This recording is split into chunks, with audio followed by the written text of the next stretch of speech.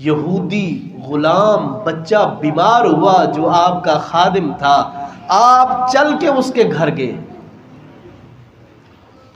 گھر جا کے بچے کا حال دریافت کیا ہے، اور آپ فرماتے ہیں کہ اے بیٹا اسلم، تم مسلمان ہو جا۔ فاسلم، تو وہ مسلمان ہو گیا، اس نے اسلام قبول کر لیا۔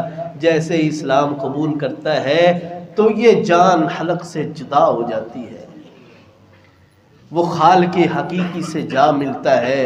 اور نبی رحمت صلی اللہ علیہ وآلہ وسلم کا یہاں پیغام جو ہے وہ غیر مسلموں کے ساتھ رویہ دیکھو، پیار دیکھو، محبت دیکھو۔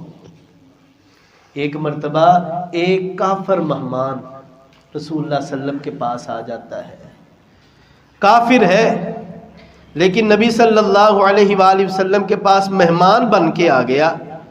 رسول اللہ صلی اللہ علیہ وآلہ وسلم فرماتے ہیں کہ جاؤ اس کے لیے بکری کا دودھ لے کے آؤ۔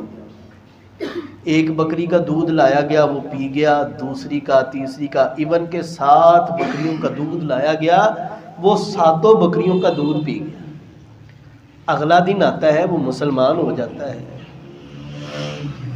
پھر آیا، رسول اللہ صلی اللہ علیہ وسلم فرماتے ہیں جاؤ اس کے لیے بکری کا دودھ لایا جائے۔ پہلی کا لایا گیا، وہ پی گیا، دوسری کا لایا گیا، اس نے آدھا پیا اور اس کا پیٹ بھر گیا۔ رسول اللہ صلی اللہ علیہ وسلم فرماتے ہیں کہ جو کافر ہوتا ہے وہ 7 انتڑیاں بھر کر کھاتا ہے، جو مسلمان ہوتا ہے، مومن ہوتا ہے، وہ 1 انتڑی بھر کے کھاتا ہے، 7 کو ایسے چھوڑ دیتا ہے۔ اس حدیث سے پتہ ہے ہمیں کیا سمجھ آتی ہے؟ ایک میڈیکلی سمجھ آتی ہے۔ آج جو ہم زیادہ بیمار ہیں نا، جو پیٹ بھر بھر کے کھاتے ہیں، معدے خراب ہے، اس کا سبب ایک یہ ہے۔ اور دوسری کہ رسول اللہ صلی اللہ علیہ وسلم کے پاس کافر مہمان آیا ہے، آپ اکتائے نہیں ہیں، آپ نے پیٹ بھر کے اس کی مہمان نوازی کی ہے۔ جب تک وہ پیٹ اس کا نہیں بھرا ہے آپ دودھ منگواتے رہے۔ ہمارے پاس کوئی اپنا آ جائے تو ہمارے ماتھوں پر تیوڑیاں آ جاتی ہیں۔ مہمان تو رحمت ہوتا ہے، مہمان ہم سے ہمارا رزق نہیں کھانے آیا، وہ تو جو اللہ نے اس کا مقدر کا وہاں لکھا تھا وہ تو وہ لینے کے لیے آیا تھا۔